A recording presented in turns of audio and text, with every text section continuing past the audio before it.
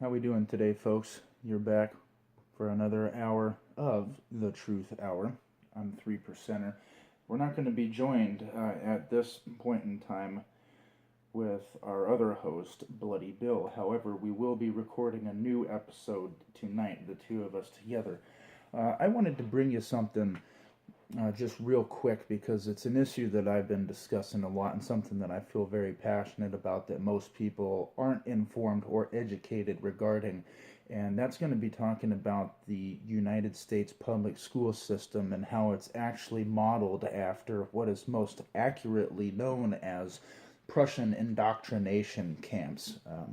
For those of you who don't know who the Prussians were, they were Germans. Okay? Now, I just want to read a quick article. I don't know how much time I have recording. I'm kind of new to this particular piece of software here, so I don't want to go too overboard. But I'm going to start this article and maybe do this show in a two-part section. This article is from felted.wordpress.com. You can look up Prussian indoctrination camps. You can look up American Prussian education and go to wordpress.com, and the title of the article here says Uncommon Sense. After the defeat of the Prussians, or Germans, by Napoleon at the Battle of Jena in 1806, it was decided that the reason why the battle was lost was that the Prussian soldiers were thinking for themselves on the battlefield instead of following orders. The Prussian philosopher Johann Gottlieb Fichte, who lived from 1762 to 1814, described by many as a philosopher and a transcendental idealist, wrote addresses to the German nation between 1807 and 1808, which promoted the state as a necessary instrument of social and moral progress. He taught at the University of Berlin from 1810 to his death in 1814. His concept of the state and of the ultimate moral nature of society directly influenced both von Schelling and Hegel, who took in a similarly idealistic view. Using the basic philosophy prescribing the duties of the state combined with John Locke's view of 1690 that children are a blank slate and lessons from Rousseau on how to write on that slate, Prussia established a three-tiered educational system that was considered scientific in nature. Work began in 1807 and the system was in place by 1819. An important part of the Prussian system was that it defined for the child what was to be learned, what was to be thought about, how long to think about it, and when a child was to think of something else.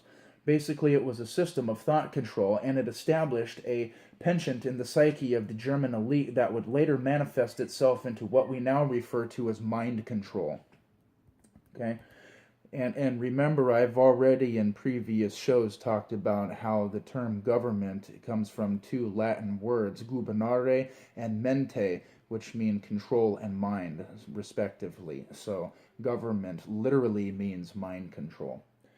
The educational system was divided into three groups. The elite of Prussian society were seen as comprising 0.5% of the society.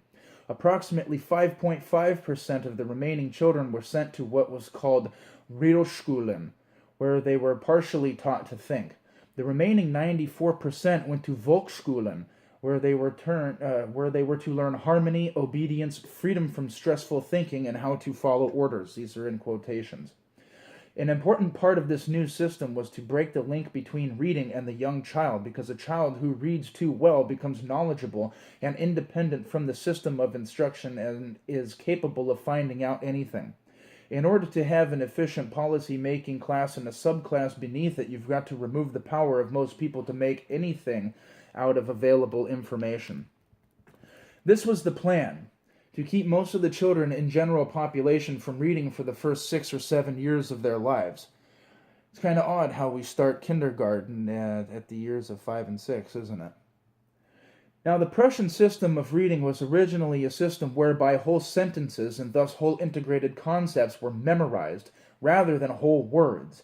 In this three-tier system, they figured out a way to achieve the desired results. In the lowest category of the system, the Volksschulen, the method was to divide whole ideas, which simultaneously integrate whole disciplines, math, science, language, art, etc. into subjects, which hardly existed prior to that time. The projects were further divided into units requiring periods of time during the day. Sounds a lot like American-based school curriculum. You have a certain amount of subjects, you have a certain amount of periods or classes that devote less than an hour to those subjects, and they're broken down incrementally throughout periods of time within the day. With appropriate variation, no one would really know what was happening in the world. It was inherently one of the most brilliant methods of knowledge suppression that had ever existed. They also replaced the alphabet system of teaching with the teaching of sounds. Hooked on phonics, children could read without understanding what they were reading or all of the implications. In 1814, the first American, Edward Everett, goes to Prussia to get a PhD. He eventually becomes governor of Massachusetts. During the next 30 years or so, a whole line of American dignitaries came to Germany to earn degrees, which is a German invention. Horace Mann, instrumental in the development of educational systems in America, was among them. Those who earned degrees in Germany came back to the United States and staffed all of the major universities. And it's also worth mentioning that there was a significant number of Nazis after World War II that came to America as refugees and were even given asylum and protected here to avoid the Nuremberg trials. It's also worth mentioning that individuals such as Antonio Gramsci and Jörg Lukács, framers of cultural Marxism, that had started the institution in Frankfurt, Germany, called the Frankfurt School of Critical Theory, had also fled Germany during the war and came to America and were housed and financially endorsed as teachers at Columbia University to teach German critical theory and cultural Marxist ideology in institutions of higher learning here in America. And now we learn further that degrees that you receive from college are actually a German engineered construct, and that many of our major political and educational leaders had started going to Germany to get these degrees and learn these Prussian ideologies and bring them back to effect and infect the United States of America and our school children as a whole. Let's see. Those who earned degrees in Germany came back to the United States and staffed all of the major universities. In 1850, Massachusetts and New York utilized the system as well as promote the concepts that the state is the father of children. Horace Mann's sister, Elizabeth Peabody of the Peabody Foundation, saw to it that after the Civil War, the Prussian system taught in the northern states was integrated into the conquered South between 1865 and 1918. Most of the compulsory schooling laws designed to implement the system were passed by 1900. By 1900, all the PhDs in the United States were trained in Prussia. This project also meant that one-room schoolhouses had to go, for it fostered independence. They were eventually wiped out. Now, I want to end this article here because, at least for a moment's time, because I don't exactly know how much time that I have. But let me explain this to you very clearly for anybody out there that is having trouble connecting these dots, okay? The Prussians were Germans. And the German government decided on a scientific method by which they could control the minds of children at a very young age, with the understanding that the older an individual gets, the more individual he becomes, and the more difficult he is to control, spiritually, psychologically, intellectually, philosophically. Okay? So if you were in a position to where you wanted to maintain control over large populations of people for an extended period of time, which is what the government is in the business of doing, then eventually you have to come to terms with the fact that mind control has to be started at a young age, and that individuality has to be quashed at an early age, because it's during these periods of a human being's life, from the age of roughly 4 to 24, somewhere around there, where the concept of self-identity is not fully actualized and is actually even inhibited through the inundation of all forms of propaganda and mind control that we are subjected to from mass media, from the public school system, all of that, okay? So what they did was they engineered a schooling system that works on principles of propaganda-based indoctrination. Okay, and the aim of this, like I said, is to destroy individuality. It's to put people in a severe analytical state, a left brain imbalance, where the right brain, the creativity, the intuitive nature of mankind, where compassion and empathy and feelings lie, is rendered almost completely useless. And when that happens, and you use primarily the left side of your brain, you have an extreme imbalance in the human part of the brain. You revert back to the R complex, which is in your brain stem. And this is how people are able to be controlled. This is how people fall into categories of being order followers as opposed to independent thinkers. And this was all facilitated by malevolently genius work called the Prussian school system, this three-tiered educational system. And this has made it into America. Major politicians, major educational leaders have gone to, in the past, over to Prussia to become teachers with these degrees. And remember, we've already covered that degrees are a German construct. Okay, so basically we have an entire educational system that is founded off of an admittedly brainwashing system here that is used for the express purpose of conditioning people to lifestyles of conformity and herd mentality. And it's very much alive here in America today. Okay, so I want to talk to you a little bit about the public school system. I want to talk to you a little bit about how the public school system is actually a cult, and how the methods that they use to educate our kids are based in cult ideology, cult techniques, and cult methodology, okay?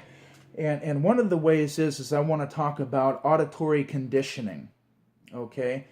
With auditory conditioning, you have bells that are constantly telling you what you need to do at what particular time.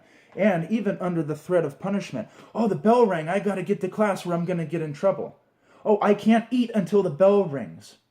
Oh, I can't go outside and exercise until the bell rings. And some people say, oh, well, there has to be order. There has to be structure. It's an institution of education. Okay, I can appreciate that kind of thinking, okay? But that's one-dimensional thinking. And what we're doing here is four-dimensional thinking. We want to get outside of the box of what everybody's told us to accept and start looking at the reality of things in the way that they really are, okay? Auditory conditioning produces a chemical response within the brain. And that's the exact reason why these kids are subjected to all these bells. And if you start thinking about this in terms of junior high and high school, where, like we've already read from the Prussian educational system, is taking entire knowledge and dividing it into subjects and then further dividing that through certain periods of the day, you're listening to more bells throughout the day. Your mind is being conditioned auditorially more throughout the day. Okay, so now I want to talk about also repetition, which is another cult method for cult indoctrination. Repetition. You have kids that are learning group songs in school. You have kids that are forced to stand up and say the Pledge of Allegiance every day. My daughter doesn't say the Pledge of Allegiance at school. And if the school takes issue with that, well, then we're going to go to bat. My daughter is 5 years old. She has absolutely no idea what a pledge is. She has absolutely no idea what a republic is. She has absolutely no idea what an allegiance is. She has absolutely no idea what the United States of America is. And she has absolutely no idea what the implications are to be conditioned from a young age to pledge allegiance to something that you don't even know what you're pledging to. Okay? But this is repetition. Every morning, they come in, they sit, they stand, they sing the same group songs together, they see the same Pledge of Allegiance together, okay? All of these repetitious all these repetitious behaviors are methods that break down individuality, Okay? And that's dangerous when you start singing group patriotic songs to each other in the classroom, talking about how wonderful the United States of America is. And you feel a sense of unification with you and your fellow classmates. And you guys feel like, you are unified with this teaching authority also. I mean, just sit around and sing Kumbaya because, everybody is in this unification for this one purpose. And you're listening to this. This is audio repetition. This is voice repetition. This is programming for unifications of people to all be in a herd mentality where they follow the actions of the person right next to them. Okay? Then you talk about the cult methods of isolationism. Okay? Here's how the public school system really is. It is a prison. When your children go there for the day, regardless of what age they are, you don't have the right to leave whenever you want to. You can't show up whenever you want to. You can't move freely as you please. You get in trouble for that. You get an unexcused absence. You can even go to juvenile detention for that kind of thing. If you get so many, you will literally be imprisoned for not showing up to your prison on time. Just like a prison, you have bells telling you when and where you cannot go, and what time is appropriate for you to move throughout these buildings. You oftentimes will have a perimeter fence. You have secured entries that are protected electronically and with the use of cameras to where people cannot go in and out of the school. And I understand it's because people, these false flag events perpetrated by the United States government where people go in and shoot school children. I understand that. But that is not the only side of the coin that we're talking about. So let's look at it this way. We have buildings oftentimes made of brick or stone, just like a prison. We have secured electronic lock entry with cameras at the entrances. We often have school security guards or even police at schools. We have bells telling us when we can go from one room to another.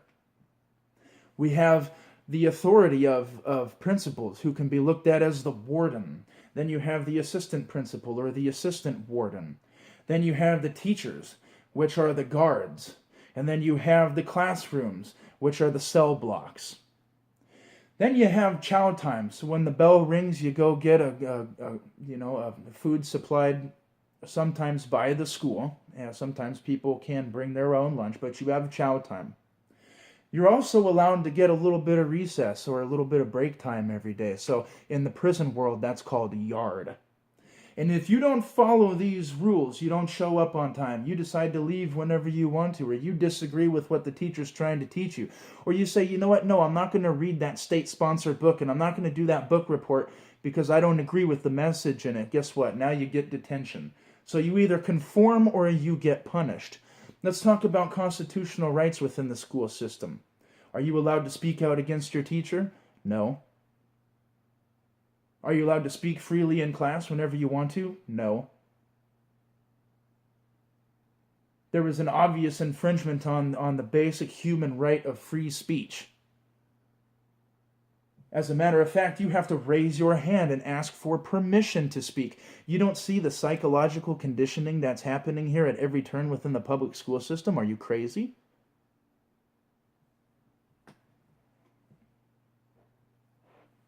Your children are being conditioned to conform, told under what circumstances they can speak, being set limitations on their freedom of speech contingent with time, place, and subject matter. Let's talk about the Fourth Amendment, which prohibits unlawful searches and seizures, especially those without warrants and in the absence of probable cause, especially those without warrants that are signed by neutral magistrates. You have no right to privacy when you are on these state educational institutions' property. I've been a victim of it myself, where somebody who has a vendetta against me, or somebody that I've, committed some type of verbal or disagreementary trespass against, has made an accusation against me, and guess what? All of a sudden, I'm getting pat searched by these rent-a-cops who have absolutely no authority to put their hands on me in the first place, and my parents were too cowardice to back me up on this. when they were in prime positions to be able to make those distinctions and protect their son. I'm not saying that my parents did not go to bat for me a lot when I was in the public school system, but we need 100% accuracy every single time. That's the only thing that makes this work. Okay? Lockers subject to search. And they wouldn't even have to ask you about it. They didn't even have any probable cause. They had no reason. When children were in class, they went opened locker after locker after locker. We had county sheriffs at our school, and they would walk their drug dogs past you in the hallway, and if they got a hit on you, the dogs would sit down and you would be detained and searched. They would go by and sniff your lockers. They would be out in the parking lot sniffing through your cars, and then police would come into your classroom and get you.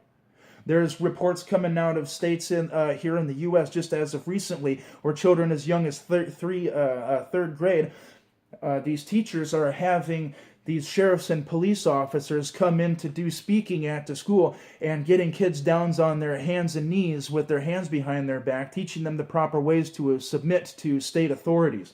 This stuff is really going on. So there's the Fourth Amendment. How's the Fifth Amendment? Because it sounds like to me all of this is a violation of due process. And again, I have experienced this myself, and I've read the reports, and I know how the school system works. If you're accused of doing something, you're taken into the principal's office. You're being threatened with suspension or expulsion or after-school detention or in-school suspension if you don't tell on yourself for something that they think that you did that you shouldn't have, or something that they think you said that you shouldn't have said. Where's the due process in that? Where's the right to not speak under the grounds with which you may incriminate yourself? How about the Sixth Amendment? You never get to face your accuser there. I've had this happen so many times in school where somebody's made an allegation against me, and I'd go there under some blanket accusation here in the office, and I'd say, who exactly are you referring to? Well, for that student's safety, we can't tell you that. Oh, this is an issue on the bus? Well, what student is lodging this complaint against me? Oh, well, we can't tell you that for their safety. Well, I have absolutely no idea what you're talking about, okay? And it's immoral for you to try to punish me based on something that I'm clearly saying I had nothing to do with. However, in order to protect myself, if you were telling me who this accuser was, then what would I do? Go seek some form of retribution against them? Of course I wouldn't. That would be a violation of natural law. I'll tell you what I would do, though. I would stay away from that person to ensure that I didn't give them any excuse to make a false accusation against me. But I don't get a chance to face my accuser. Absolutely not. What about the 13th Amendment? Slavery, the abolition of slavery and involuntary servitude. Does nothing that I'm talking about on my show sound like slavery? Does nothing that I've just talked about on this American-endorsed Prussian public school system, these indoctrination camps and all this conformity teaching, does this not sound like involuntary servitude to you? Does this not sound like slavery to you? Do you not know what these words mean? Why don't you take a second and go look them up if this doesn't sound like slavery? If it doesn't sound like involuntary servitude. Here's exactly how it's happening. Your children in the public school system are being psychologically, philosophically, spiritually, and intellectually conditioned to being followers of the requests and demands of the state. Nothing more than slaves. And there's only one way to look at this, okay? You either own yourself or somebody else owns you. The situation that we are talking about, the government owns your children. The state owns your children. To register in legalese means to give up ownership. And people wonder why the things happen to them today that happen to them. It's because you do not understand and take steps to ensure that everybody else around you understands that you own yourself. Our children are in a German school system, which we all know what Germans are famous for, okay? They're in a German school system facilitated by the state, protected and governed by the state, with a curriculum designed and implemented by the state for the express purpose of indoctrinating them into a herd mentality and a conformist way of going about their everyday actions in life. That way, when they become adults, they have absolutely no concept of self-identity. They have absolutely no concept of self-worth, sovereignty, or self-governance. And therefore, they are extremely easy to manipulate and control through many various processes. And ultimately will create a nation of people, which is almost complete, a nation of people who are afraid of their government, a nation of people who kneel and worship at the throne of the state. My recommendation is do the research and get your kids out of the public fucking school system as quick as possible and do everything that you possibly can to sever ties with the government. Because they only exist to hurt you. That's it for right now.